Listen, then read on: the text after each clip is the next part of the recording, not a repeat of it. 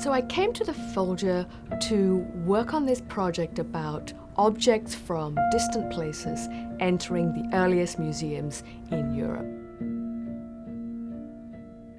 This is objects like feather headdresses, other kinds of clothing, weaponry, coming into places that were being set up called cabinets of curiosities. One of the Folger collection items that I've been looking at recently is a catalogue of an early museum that was set up in the Royal Society in London. Now, the Royal Society was one of the earliest scientific societies in Europe.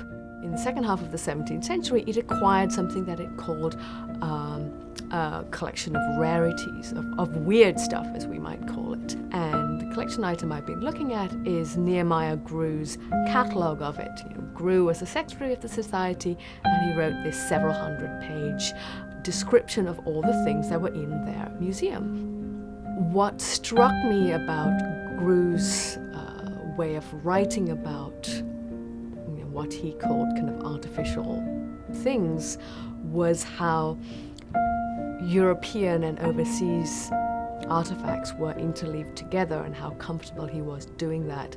So, for example, there's a section on mathematical artifacts, and within that a subsection on navigation. And the navigational objects include things that Europeans were using and by this point manufacturing, like compasses, and also a canoe from Greenland.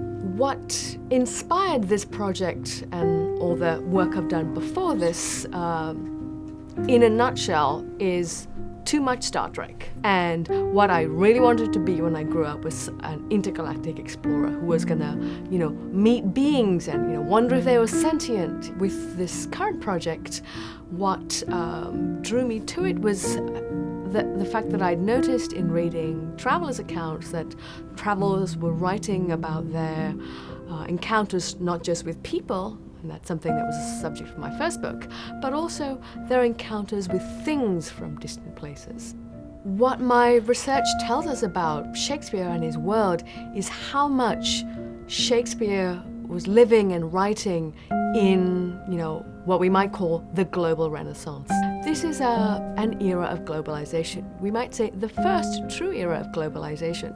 And what this means for Shakespeare and his world is that you can be living in Europe and never set foot outside of it, and yet know about what's happening in other parts of the world. So if we really want to understand Shakespeare and his world, we have to be sensitive to all the ways in which it was also a globalizing world.